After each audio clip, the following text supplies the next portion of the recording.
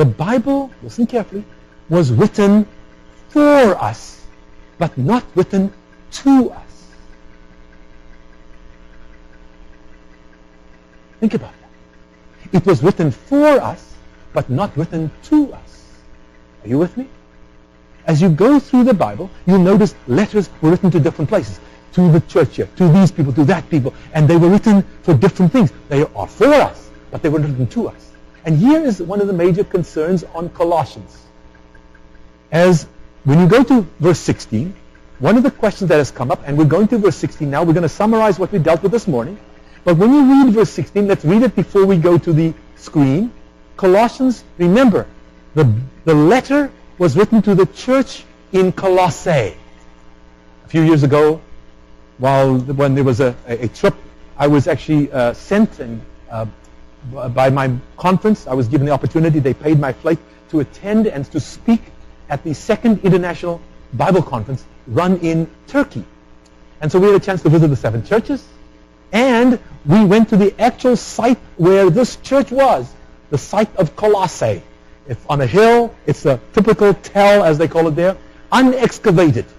About 5 or 6 years ago. I've heard that now, for the first time ever, archaeologists have begun to excavate the actual mound where the old city of Colossae was. According to all the historical data we have, Colossae, which is close to Laodicea, as in the Church of Laodiceans, it's close to Hierapolis. These are all in the same basic area. And in the year 60-61 AD, 30 years or so after Jesus was crucified, there was a huge earthquake. And all the evidence that we have is that the earthquake is what destroyed. By the way, people didn't live in earthquake-proof homes like they have in Japan. The buildings actually sway. They build them so that they can sway, so that they don't collapse. Incredible stuff we have nowadays. But then there's an earthquake. Whoops. That's the end of the civilization here. If you survive, you go somewhere else.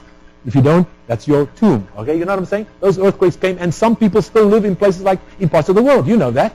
Earthquake comes and thousands and tens of thousands of people die because they live close to the poverty line. This place was destroyed in an earthquake 60-61 AD. And that's why the Bible scholars have concluded that Paul must have written to the church there before the church collapsed. Okay? So they say Colossians was written by around 60 AD. That's how they know. Because it's towards the end of Paul's life, but definitely before the church and that place collapsed. This letter was written to the Colossians. Now keep that in mind. It's not written to me. It's for me. You notice the difference? It's for me, but not written to me.